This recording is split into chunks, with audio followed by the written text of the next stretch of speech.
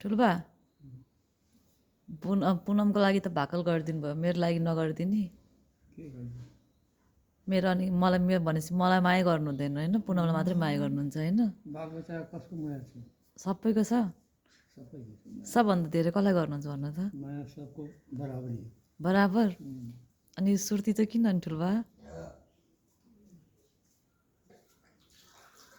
कति किलो मिठाई ल्याउनु भयो अनि?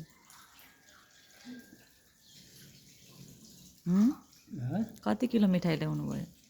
4 किलो। 4 किलो बतासा, 1 किलो लड्डू। हो भने छठी माताले हजुरको इच्छा पुरा सब गरिदिनु भयो।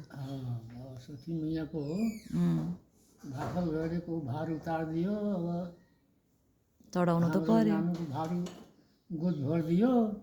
अब उसको भाकल पुरा गरिदिनु पऱ्यो नि। गरिदिनु पऱ्यो।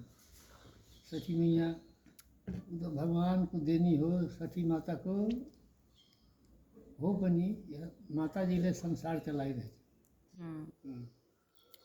संसार चलाउने माता हो। भोलि जाने होइन त हामी? जाने नानी। ल कति बजी जाने ठुल्बा?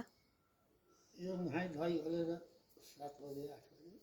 भोलि त हजुरको व्रत होला नि त, खाना पाउँदैन त केही पनि प्रसादी नभएसम्म त। अनि सक्नुहुन्छ? किन सक्नु? भगवानको नाममा वहाँ गयो त भुख प्यास हराउँछ है। ल नि त भोलि म पनि कति बजे, बेलुका जाने कि बिहान जाने? बिहानै जाने। बिहान कति बजे? बेलुका जाने। बेलुका कति बजे त? 4 बजे? नहीं बिहानै जानुपर्छ 8 बजे। बिहानैदेखि सुरु हुन्छ। ए हो?